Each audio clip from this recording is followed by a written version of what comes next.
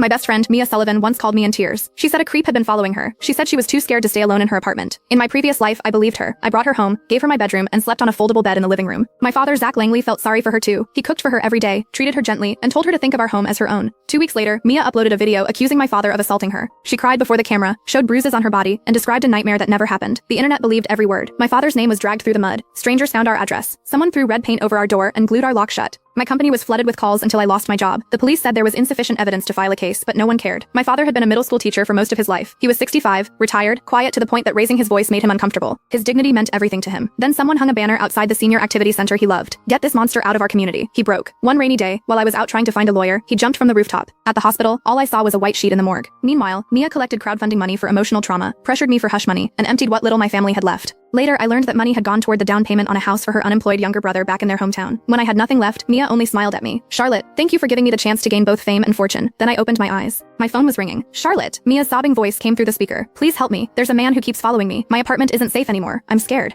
I stared into the darkness of my bedroom. The date on my phone screen was the day everything began. The joy that surged through me was so sharp I almost laughed. Instead, I tightened my grip on the phone and made my voice gentle. "Don't panic. Send me your location. I'll come get you." 30 minutes later, I found Mia outside a convenience store near her apartment. She was trembling beneath the streetlight, her arms wrapped around herself. The moment she saw me, she rushed forward and threw herself into my arms. "Charlotte, I was terrified," she whispered. "That man was standing at the entrance to the alley, just staring at me." I patted her back. My hand landed a little harder than necessary, and she flinched. "It's over now," I said. "Come with me." My father was awakened when we entered the apartment. He came out with a coat draped over his shoulders, his face lined with concern. "Oh my," he said. "What happened? Why is Mia crying like this?" In my previous life, I had explained everything. My father had immediately softened and told Mia to treat the apartment like her own home. This time I spoke first. "Dad, it's late. Go back to bed. I'll handle it." Mia looked at me, surprised. I led her to the couch, poured her a cup of warm water, and sat across from her. "You can stay here," I said. "You're my friend and I won't leave you outside alone. But if you stay in this apartment, you follow my family's rules." For a moment, Mia's expression stiffened. Then she lowered her eyes, bit her lip, and nodded. "Of course," she said softly. "I won't cause trouble. First, my dad has severe neurasthenia. His doctor said he needs quiet and rest. Outside of meals and the bathroom, stay in the guest room as much as possible. No shouting, no scenes, no noise in the living room." Mia's fingers tightened around the cup. "Second, if you need anything at all, you come to me. You call me or message me. Do not ask my dad." My father frowned behind me. "Charlotte," he said quietly, "Mia is already frightened. You don't have to speak to her like, Dad." I turned toward him. My tone was calm, but there was no room for debate. "Rules are rules. Please go to sleep." He looked at me for a long moment, then sighed and returned to his room. I faced Mia again. "Third, you do not touch anything that isn't yours. The master bedroom is off limits. You are never to enter it. Can you agree to that?"